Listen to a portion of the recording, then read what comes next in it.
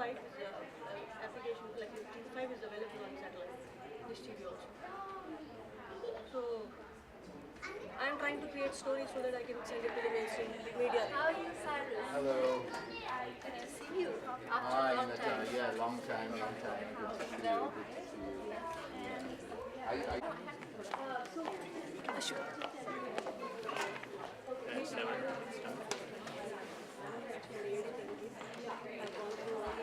In exactly 2 minutes from now. So, let's just settle down. The agenda is to screen the movie From the Land of Gandhi. And the movie talks, it's a real life experience. It's a documentary that talks about the entire issue of Backlog. The filmmaker, Prakash Vadva, he's based out of Kansas. He's made this movie. He himself was stuck in a green card backlog. He now has a green card, but he continues to raise awareness about this issue. This whole campaign is part of a grassroots level campaign. It's called We Are Dreamers Too, and we are having such events throughout the US. My name is Neha Mahajan, and I'm the Vice President of Skilled Immigrants in America.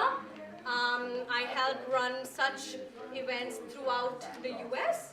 And I really thank you all from the bottom of my heart to be here today, to share your stories, and hopefully we'll create more awareness, and hopefully that'll, push the Congress to do something about this issue that affects us so deeply, right? We can't even begin to imagine to what extent it affects us. So many people have left the country already. So many people are struggling each and every day. But the sad part is our community doesn't want to come together and talk about this issue. So let's just make some noise and hope that this issue gets the attention it deserves. Okay. Come now is that the backlog that was estimated at maybe 70 years is now projected to be at 150 years. So nothing is happening for the positive. We're going downhill. So on that note, I would like to invite our panelists here. We have Cyrus Mehta. Everybody knows Cyrus. And we have Neena Datta. She is the principal of Datta Law Firm in New York City, special counsel to McElroy and LLP. Her practice is primarily business along with naturalization and family-based cases. She is currently a director on the American Immigration Lawyers Associations, which is ILA, Board of Governors, and chair of the Texas Service Central Liaison Committee. She has lectured numerous subjects, but is known for her expertise on firm and labor certifications, entrepreneurial visas, extraordinary ability, and the other fundamentals of immigration. And we were going to be joined by Sally Pillay. Sally Pillay is the program director with the First Friends of New York, New Jersey.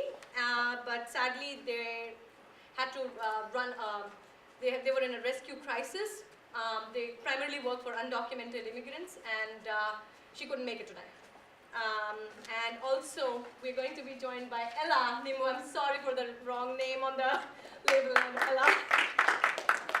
Ella is from Cabrini. So we will start.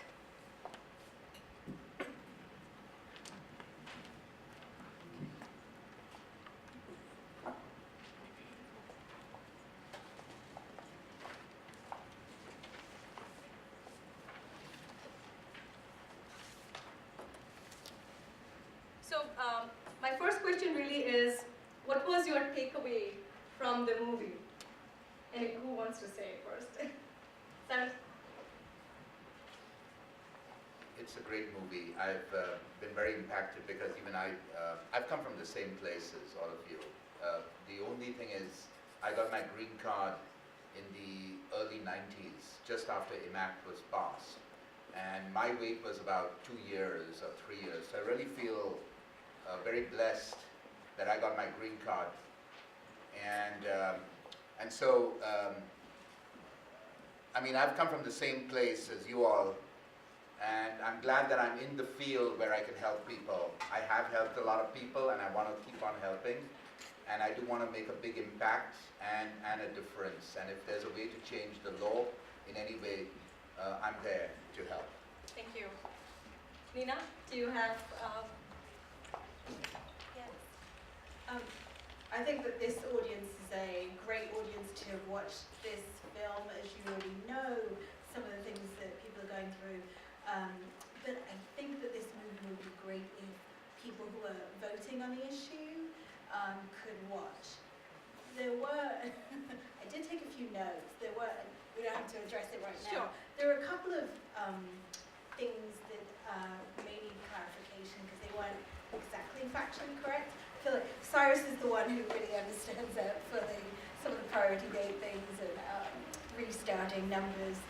But I think as far as explaining the human side and that people aren't just numbers, that these dates actually have an impact on people's lives, this film really humanizes those issues. Ella, do you have anything to say? I mean, have you heard of this issue before? Yeah, so we provide legal services at Cabrini Immigrant Services. So, you know, we have people with this same issue coming in, and I kind of had the same reaction as you did, that, you know, it's so important to hear these stories. And I didn't know a ton about like this specific situation. I know, you know, but hearing it, it was very, you know, familiar, because there are so many immigrants from everywhere in all these different situations who are in this state of limbo because we have this broken immigration system that just doesn't work for anyone anymore. So I think it's, we do a lot of community organizing at Cabrini, and we've always found that storytelling is like the most valuable thing, and so getting this out there to people who can be allies and help change things. Right, I'm glad you made that point about storytelling, because what I've seen in my few years of working on this cause is that our community in particular is very fragmented as compared to, say, the Latino community, which is very vocal and together. And within our community, we see that there's a lot of fragmentation when it comes to different sections of people who were probably in the same boat, are not now, but you know, they feel differently about people who are in the same situation, right? So we're talking about fairness for all. No matter what your immigration status has been, we're talking about fairness. Cyrus and Nina, my first question to you is, there's so much talk about the H-1B and the, you know, being a competition for the US workers here, and that is also one of the arguments used primarily to repeal the H-4EAD, right? The House today passed a bill allowing unused E-3 visa, which was specialty occupation for Australian nationals, to be specifically used by Irish nationals to come and work in the US. Their spouses will also be immediately allowed to work. How are they not looked at as a threat to US technology workers? And the idea is not to pit one against the other, but the basic idea is to understand that how is it that an H-1B worker who is on an employment-based visa is any different from anybody else? We have terrible advocates in Congress. We've got Piyush, we've got Nikki Haley. These are not people who, they are of Indian descent, but they are not representing us. And we need people who have been through the system, but also who are, who understand the struggle and don't separate themselves from the Indian community. I think it's terrible that these, you know, folks, they get promoted, you know, they're senators and congressmen, but they don't represent us. You know, they're not sympathetic to this at all. Well, I think we need to kind of educate the American public that H-1Bs are contributing, and this whole notion that Trump has espoused, that foreign worker takes away an American job in the name of Buy American, High American, is false. When immigration is not a zero-sum game, when an immigrant comes to the United States, first as an H-1B and then as a green card holder, you don't take away American jobs, you actually create American jobs. That's the story that needs to be told. This is part of the story. Highly skilled people who have human lives but also contributing, working hard. And by being in these organizations, you are actually contributing to the US, and we need to kind of keep on telling that story over and over again, and not kind of succumbing to the myth and being defensive. oh, sorry, we're taking away American jobs. You're not. You're creating them. Right, but again, sorry. In the media though, the representation that you see in mainstream America is that, H-1Bs are cheap labor, and that they take away all the jobs, and they're ruining the economy. There is abuse. Well, there is abuse, but not one bad apple makes the entire basket bad, So what can we do to kind of change this rhetoric around? Ella, do you want to answer that? I mean, I think it goes back to what we were talking about before of just sharing the stories, preparing, getting the community together in spaces like this to talk about it and see, there are other people going through this, training the community on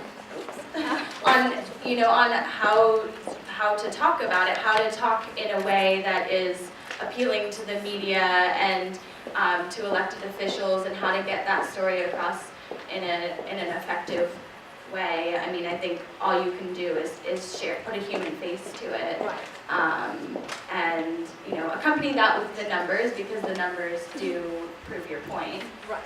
But I think that's the most important. Right, and do you also think that the skill-based immigration, when it comes to skills, the application of employment-based green card should be, the quota itself should be looked at as skill-based and not country-based, Cyrus?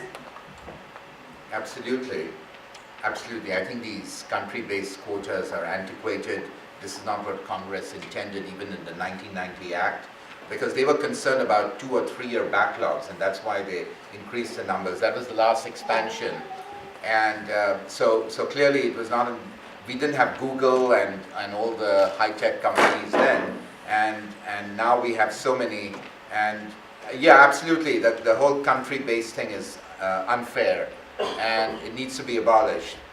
That's the first step though, but there are other reforms that we can hope for. We should try to remove the counting of dependents. Right. We can either do it through legislation, possibly litigation also, and and then just expansion of visa numbers. But politically that may not be palatable, but at least take it step by step. HR 392 is something that we need to support, but we can also try to, through sleight of hand, convince our elected representatives that they're not really increasing the quota if you don't count dependents. And that was the actual, if you really look at the law, if you look at section 203D, there's nothing in the statute that says that dependents need to be counted separately.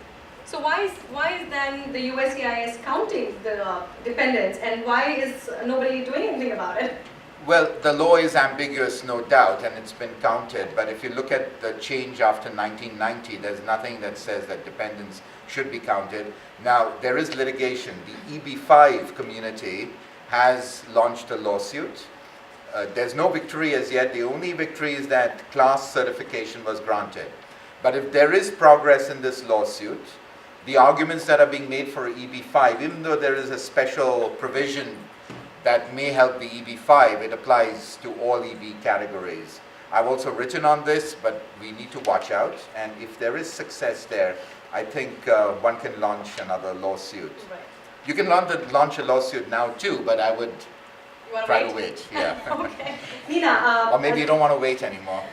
What are the parameters if we launch the lawsuit now? How much do you see it being little successful or not? I mean, it's been. Well, there's a good chance that you could lose also, because there's ambiguity in the statute, and the court may give deference to the way the government or the administration interprets the statute.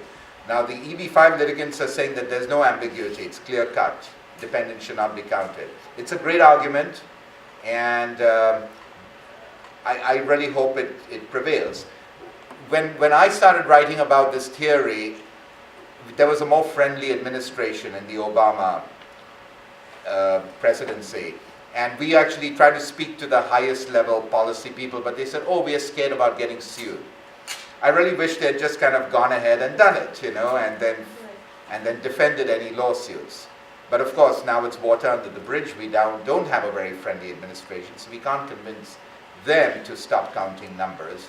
So the only way now is to file a lawsuit. Right. Nina, my question to you. Cyrus mentioned about the various bills that kind of cater to it. Yet HR 392, which has maximum number of co-sponsors probably in the history of all the bills, 330 plus, was never even brought to floor, and the House Speaker is retiring, and the Congress session is coming to an end in about 1.5 weeks. So what happens next? I think this is this particular bill is a victim of people not understanding the larger impact. Something that people here can do. The people that you work with, the people that are your neighbours, are voters. The US citizens that you're surrounded by are voters. They don't understand the impact that this has. They hear presidential candidates debate like H-1Bs are taking jobs, and there's such a negative connotation. It's really up to all of us to educate each and every person that we come across and let them know that actually an H-1B, per H-1B, 2.5 jobs are created just by virtue of that person working here. Because the flip side is, if those jobs are outsourced, that tax revenue and those jobs created in the US vacate the US. So, why did it not pass? Because it was not politically favorable, and Right. that's kind of And all the efforts would now go down the drain. right. Right. A little tricky question. David Beer from Cato Institute said that US treats its highest skilled immigrants worse than its lowest skilled refugees. Do you think this is a fair assessment, given the fact that a person seeking refugee or asylum can get work authorization immediately and get a green card maybe within 2 to 3 years once approved, by Indians with US 10 master's degree wait decades and their spouses are now afraid that they will lose work authorization any day? While not taking, so what do you think? Do you think this assessment is fair? Ella, you want to ponder about it a little bit? I would say it's dangerous to kind of compare Exactly, the yeah. fate of different, the world we're in right now. I think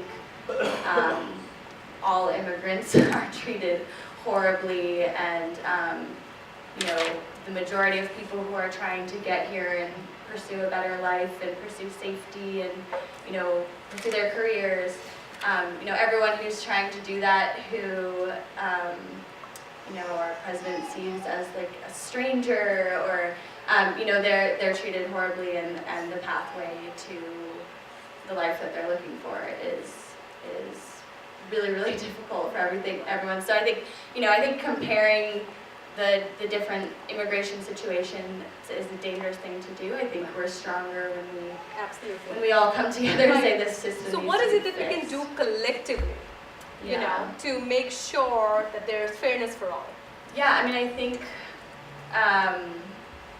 it's like having these conversations, and maybe there's certain issues that are getting more attention, and so coming together with those communities and talking about sharing stories. Again, it's sharing stories. Sitting down and saying, wow, your family has been, going through this immigration situation. Mine's been going through this. We're in such a similar, we're in the same boat. And how can we support each other? How can, we'll show up to your march, you show up to ours. You tell your neighbors about it. We'll tell, just coming together in the same space. And, if people understood that there were issues like this happening, it would be so much stronger if we could come together and just say, this system's broken entirely. Nina, when we were talking earlier, you mentioned that this is not a new phenomenon, right? It's been happening since probably decades now, and the issue is only going to get worse. What do you have to say about that? Should clients now, what would you advise your clients really who are in this situation right now? Well, it depends who they're married to and where they were born. those are two factors. So there's a couple of things in the film that I took notes about. So one of the ladies who was on an H-1B talked about friends of theirs going back for a year, And I think that some folks had really good information and some maybe didn't. What she was talking about was maybe moving with the company back to India for 1 year and then coming back on an L1. If her or if it's her husband who goes back, if they come back on an L1A as a managerial or executive, they can then move up to an EB1. That doesn't quite answer your question. Right. What I would. But what about us who are stuck in the EB2, EB3 categories, you know? I think, well, one other thing that in the film they said, if you move to another company, you have to start at 0. That's not. That has changed a little entirely bit, true. but what's happening right now is, and I'm sure all of us are aware, with the rate of denials going high, right? Yes. There were 100,000 denials just in the last quarter. So with the rate of denials going high, it's becoming, everybody's scared. They don't want to change jobs. And what is that doing to? And that's going to be my next question really. You know, a lot of people on primary visa, on the H-1B visa, are stuck with an employer for years together, right? A lot of people I know have been with the same employer for 8 or even 10 years now, right? For lack of a better word, do you think it's promoting indentured servitude, Cyrus? Yes. I don't know what more to say. I think we need to have a new law, and this is just part of the conversation. We need to comprehensively reform the system. The system right now is sick. Imagine a patient with multiple organ failure. That's what this immigration system is all about. Everything is failing. The refugee system, asylum, skilled worker, everything needs to be revived to save the life of the patient. That's where we are right now. So clearly, if somebody has sustained the same company for 8 years, it's a big problem in the system. Right. But of course, to Nina's point, and to that point in the movie, maybe it didn't come out very clearly. If you change your job, and let's say you've been sponsored for a green card with that company, you can have another company sponsor you again, but you're not at the back of the line. You can recapture the priority date. So that's, at least you can get that mobility in your life and career. There is a risk that the new H-1B will get denied, and this is a new problem under this administration, because an H-1B that was routinely approved for the last 7-8 years, suddenly, there's a lot of uncertainty. So that should change. That's kind of made by the administration, that, H-1Bs that were approved before. And so at least that would be some kind of, saving grace, that you can move to a new company and get a promotion and maybe change from EB3 to EB2. And then what you may want to do is, a lot of our clients, one strategy is go abroad for a year and then come back on the L1 and EB1. And other is just kind of get better and better, get more and more famous, get more and more acknowledgement in your career, and try an EB1. Now the EB1 is also retrogress for India, but it's not as bad. But a lot of our clients have tried EB1. And even in the business field, even if you haven't won awards or you haven't written papers, if you can show that you're playing a leading role for an organization with a distinguished reputation, you made outstanding contributions to the field, and you command a high salary in relation to others, you do prima facie meet the EB1 criteria. It's not as easy, but at least there is a chance to try EB1. And then we do not have to leave the country in that situation? No, because that's a different category under EB1. One category under EB1 is multinational executive. The other one is alien of extraordinary ability, or person of extraordinary ability. Very high standard, no doubt, but people are still able to get it. And they get to stay here while they file for their EB. Yeah, it's the same thing. You file a new I-140 under EB1, and if you win it, you can actually capture the old priority date from the EB3 or EB2. Oh, that's interesting to know. So we spoke about the H-1B visa holder, we spoke about the H-4 spouse, coming on to H-4 kids, right? So my own daughter, she was born in India. She was 2 when we got here. She's 12 right now, and I fear for her future, right? Given the fact that the backlog is so long, if she goes to any college of her choice, she would be considered an out-of-country student, although she's gone through the entire, will be going through the entire school system here, hopefully. And in New Jersey, though, the laws have recently changed, and DACA is protected under, and correct me if I'm wrong, I think there's financial aid available for tuition. But for an H4 kid, there's absolutely no protection of any sort, and if I may say, at the age of 21, they would have to self-deport themselves back to India because that's the passport they hold. And if not, the other route is going through an F1, but that gets denials too, and then coming back to H1 and then getting back to into the green card backlog. So what do you have to say about that, Nina? I think this is a perfect example of another issue that people are not aware of, and we as a community need to start having a louder voice. You know, you go to any senator or congressional office, they have no idea that this is an issue because it's not something that we typically talk about.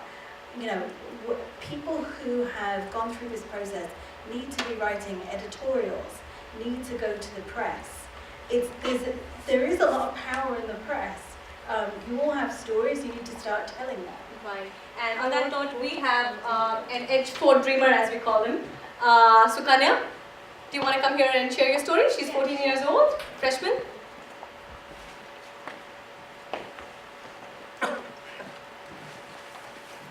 Are you comfortable holding the mic?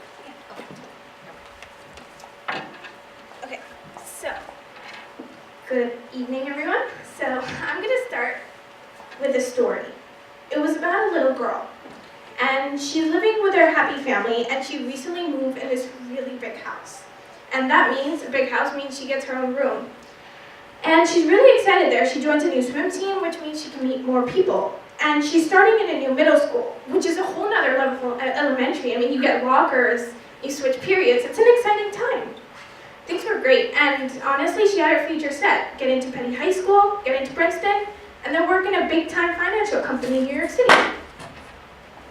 As you can probably guess, that was me, about 3 years ago. I lived here in the US since I was 2, and this is the only home that I know. But little did I know, this plan would have a hammer crashing right through it. So it started when there was something up with my parents. They were a bit secretive, but I couldn't put my finger on it exactly. And a few months passed by, and I came home from school, and I saw this huge for sale sign right in front of our lawn. I was devastated. But my parents explained the situation as best they could. Basically, we were getting deported back. I understood that my parents lost a lot of money throughout the move, selling both of our beautiful houses and the furniture. To add on to the trouble, both of my parents lost their job. So there goes my college fund. Things started to go downhill after that. I had to quit swimming and extracurriculars because moving was hard. Moving and the timings, it just didn't fit. And once I went to India, my grades fell, and so did my swimming performance. I wasn't doing as well because there's a huge significance change in the education system. And even my little sister, she was born here, so the environment in India really did not suit her well. I couldn't imagine leaving my home, my friends, my passion, all behind for a mistake made by the lawyers. It was a hard time for my family and I, but we pushed through it and we're back, we're here.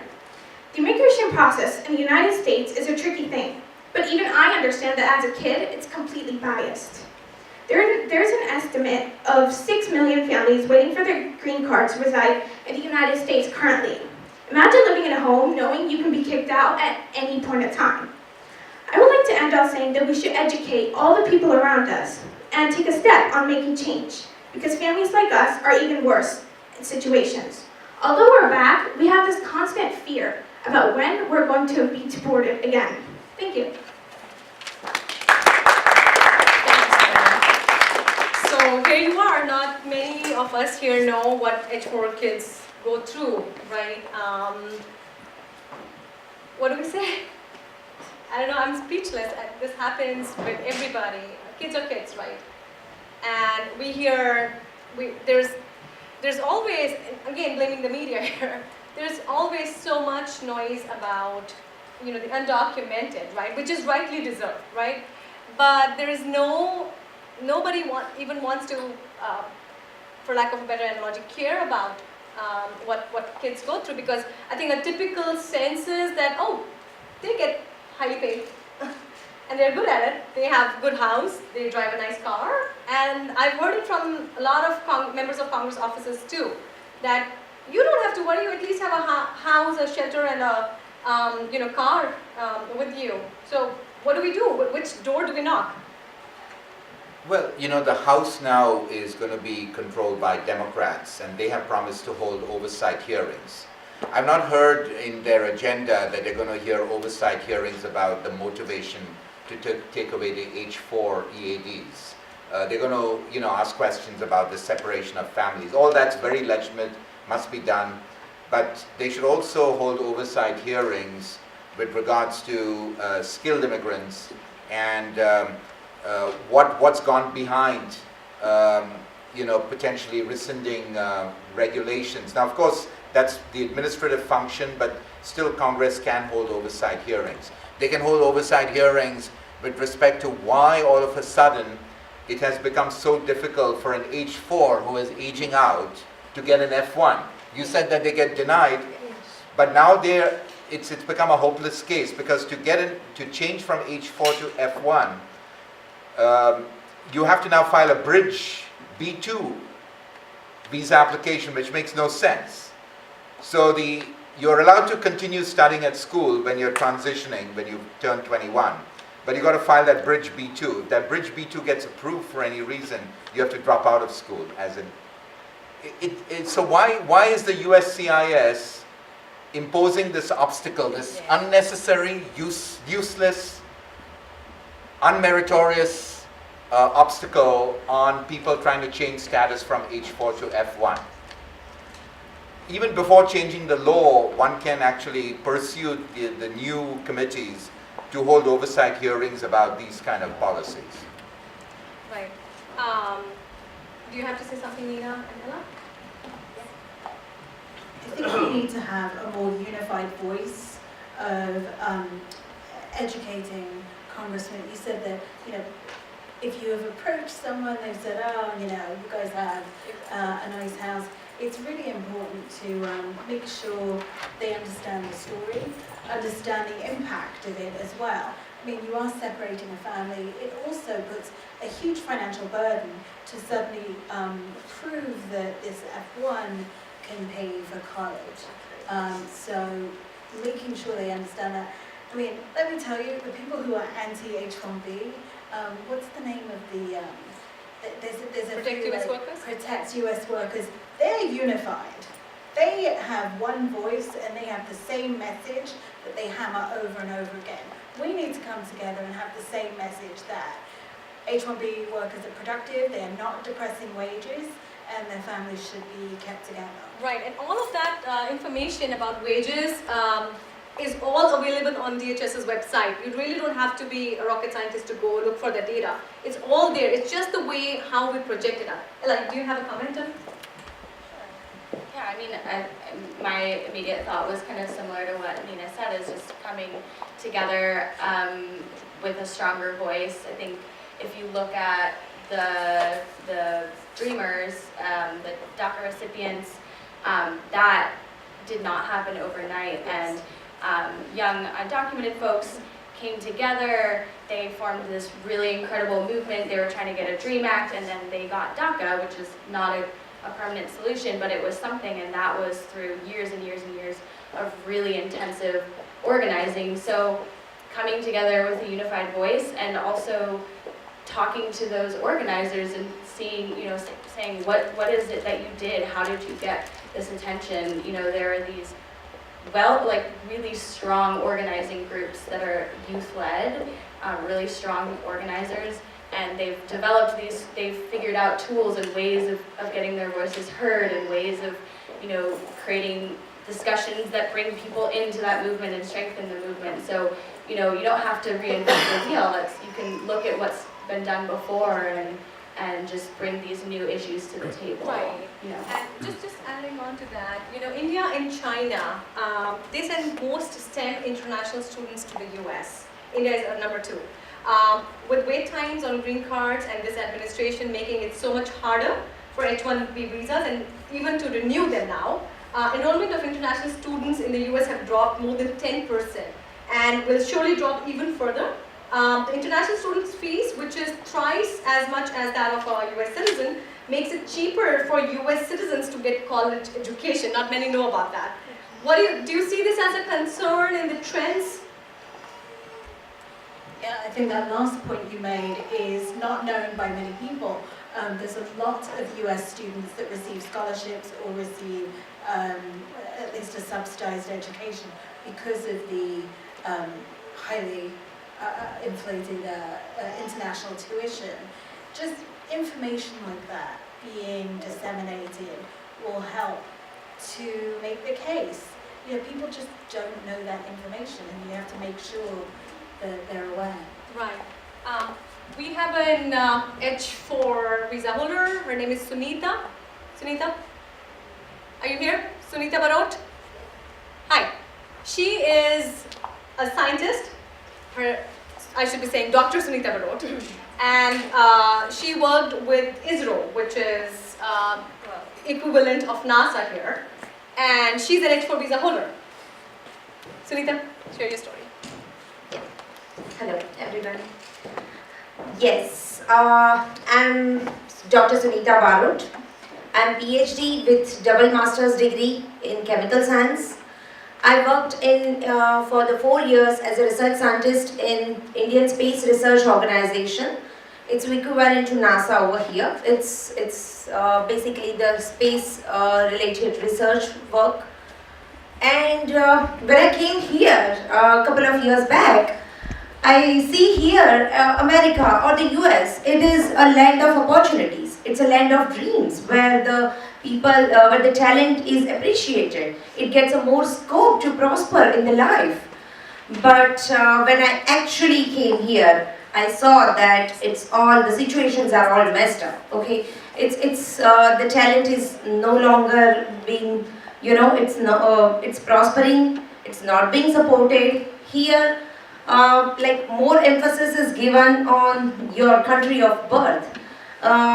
It's no matter what talent you have, it doesn't matter what skills you have, it doesn't matter what degrees you have, or it doesn't have what challenge you have to give to the society. Okay, the person might have worked hard for 30 years of his life to pursue a degree, to get to that capability, and all of a sudden when you come to a certain place and they say, no, all those efforts have gone into the vain because you belong to certain and certain country. You're born in India, so that's why you are not allowed to work as a scientist. You are not allowed to contribute to the society. Your talent goes waste.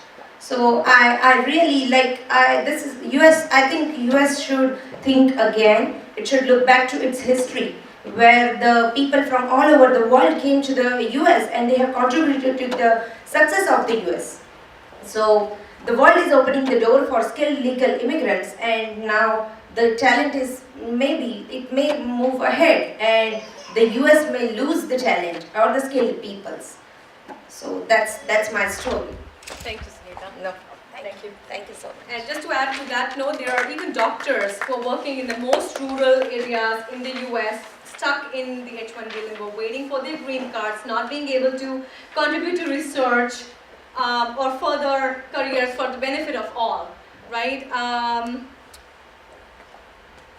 What would you like the clients to know or to have done before they apply for permanent residency, now that we are all in a soup, right, Cyrus? Well, I guess you want to make sure that you do things correctly, because immigration is tricky. You don't want any mistakes to happen. And you also want to make sure that your company, even if they use a lawyer, that lawyer should also be acting in your interests.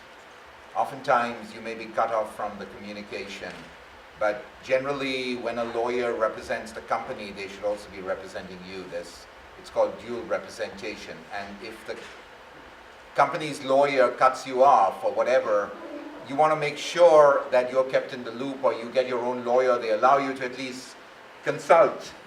And you don't need to, it's such a complex system. So to do things right is very important, because you want to remain in the system and not kind of leave because of some mistake or snafu, and that can happen in the best of circumstances. So that's my initial piece of advice. I have a small question. See, right Do you now- want to just come down here, please? Just, it's easier for everybody to hear your question. So, right now, I have a small question.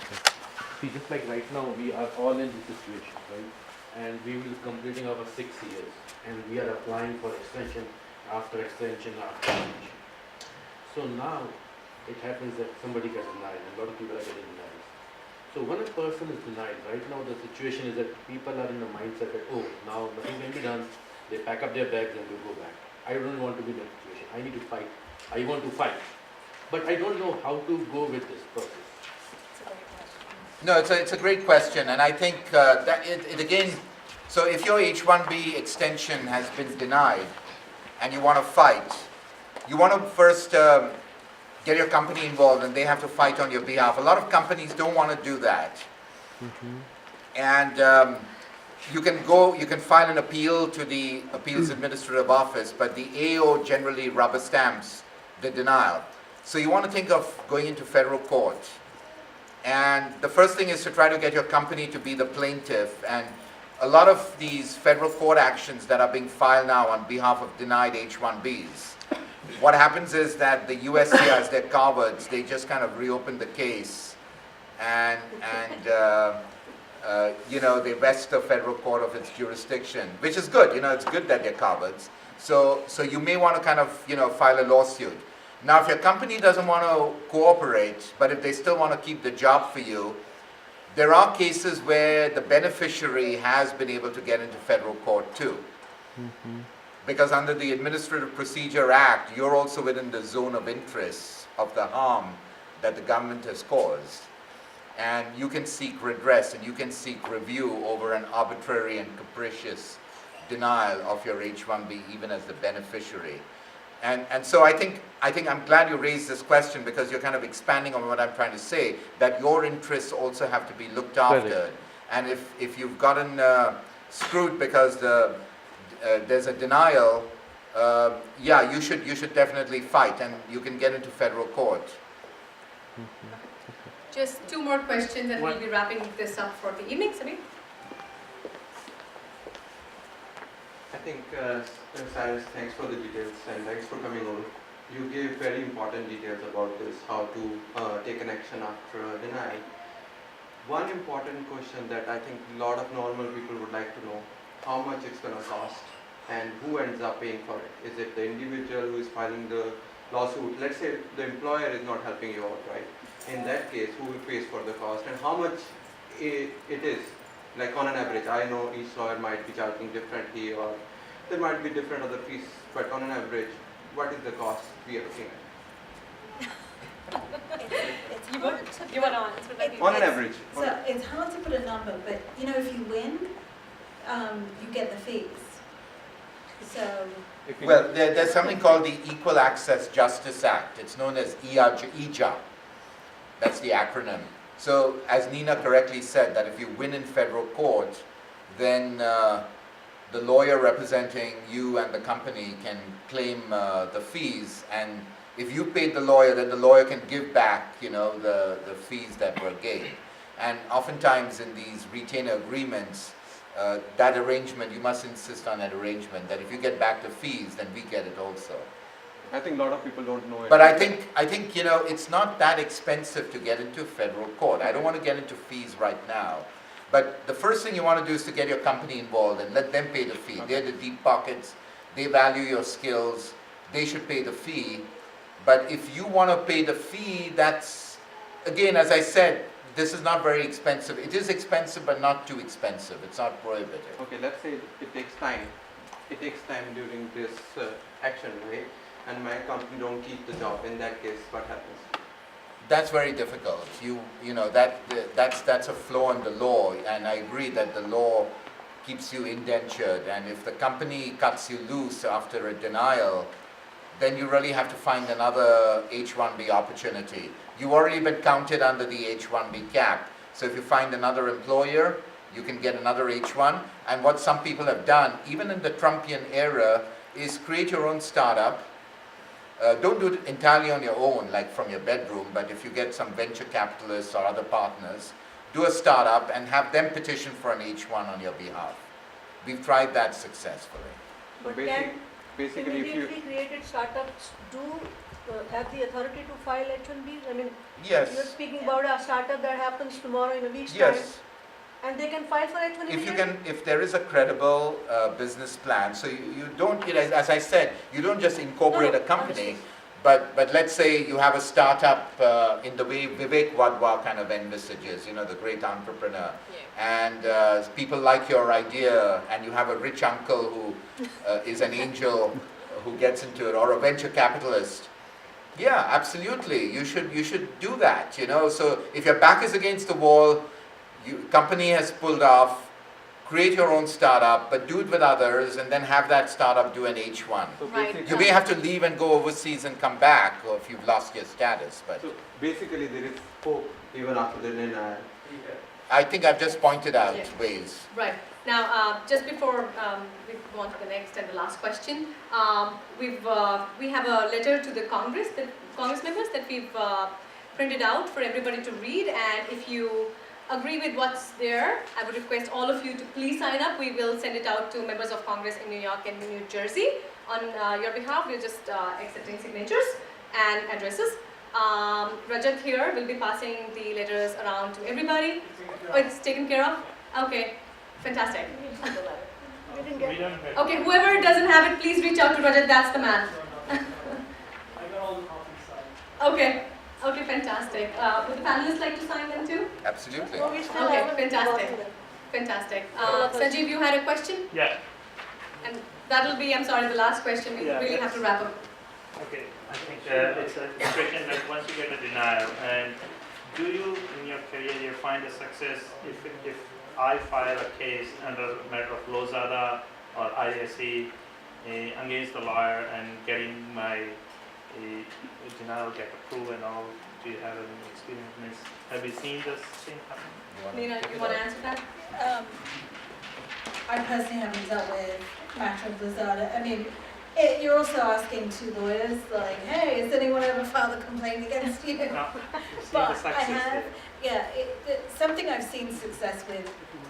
Fortunately, unfortunately, if someone gets a denial, sometimes if you file right after that, using the information in the denial, I've seen so many approvals after that.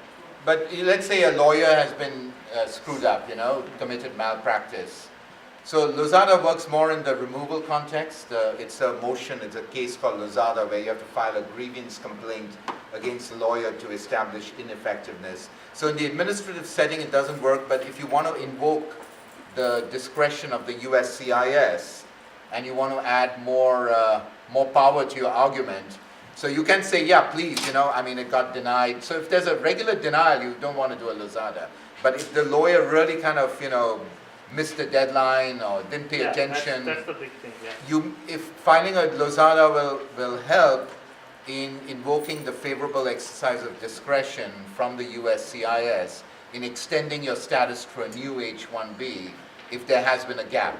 Remember, you have a 60-day grace period if you're terminated.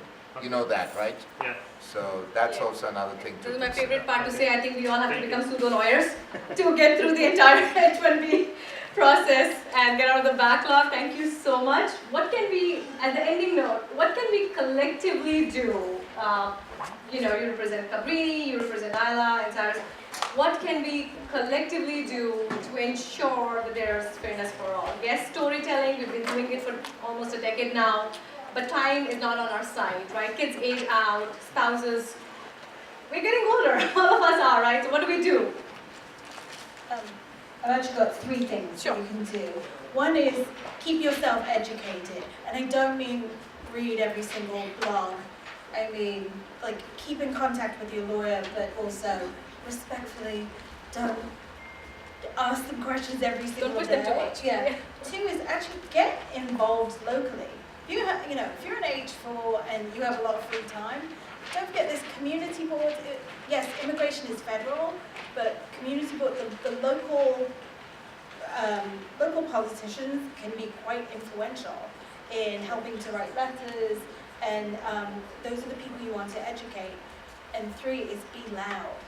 Like, get this, not just the stories out there, but if you recall about that Disney article that was on the front page of the New York Times, it was such a biased article. What a disappointment for the New York Times to publish that. There was nobody from the no H1Bs were interviewed and were asked. It was so offensive. So we need to be on the affirmative, telling those stories, but getting the correct information out there. Right. Yeah, Ella, you want to say something? Just a closing note? Sorry.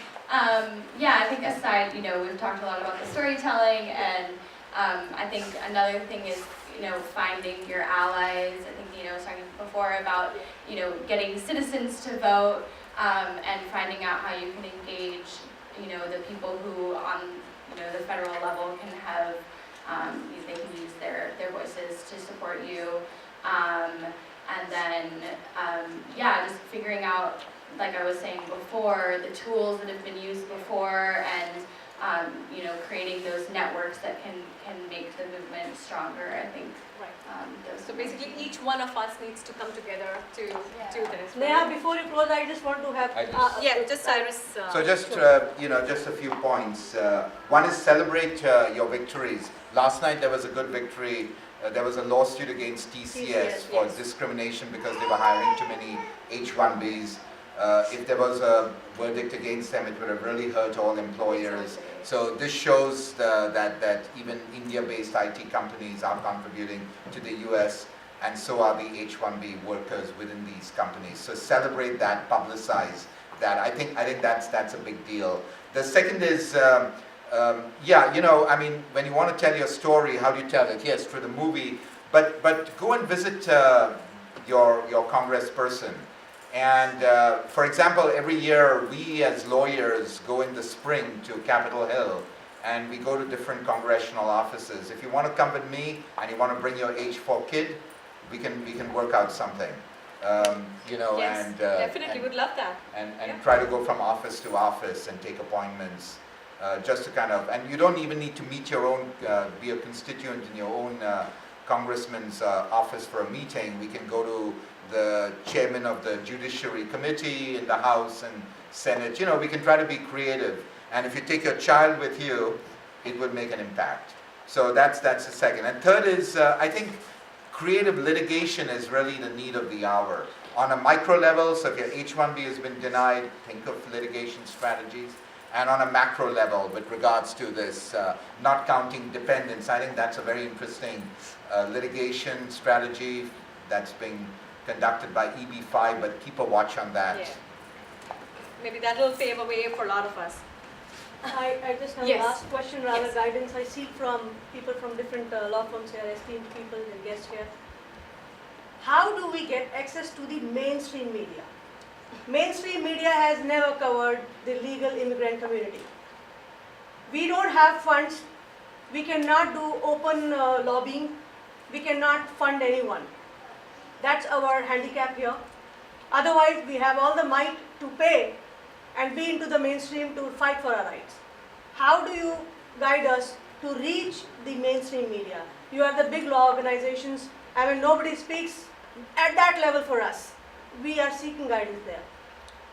Tina, you want to answer that? Sure. I think in this day and age, it's not, you don't have to be, I'll tell you, at least for me, I'm a solo practitioner, and Cyrus is much better established than me, but we're not huge law firms, and we still get quoted in various news stories. I think collectively we have to keep speaking, and while it may seem like it's not the big media that's being reached, little by little, it starts with the local, write op-eds. You can be published in the New York Times writing an op-ed. Like, it's not, you don't have to be from a large law firm or the CEO of a company to be published. It's just hammering on and then having an interesting story. I think if you have something that is compelling, would impact a lot of people. You know, that's, right now, news is entertainment. And I'm not saying create an entertaining story, but if you have something that will hook people, they'll write about it, trust me. All right. Thank you so much. so much. I really want to thank you all for being here today and answering so many questions, lowering our anxiety a little bit. So thank you. Really appreciate all of that. And a special thank you to Amit Jani, Nihadivan, Nidikana of SAFA, South Asians for America, for helping skilled immigrants in America put together this event today. And Bobby here, who's donating his time, filming the entire event for us, and for bringing immigrant services. Thank you. It wouldn't be possible without you. Thank you.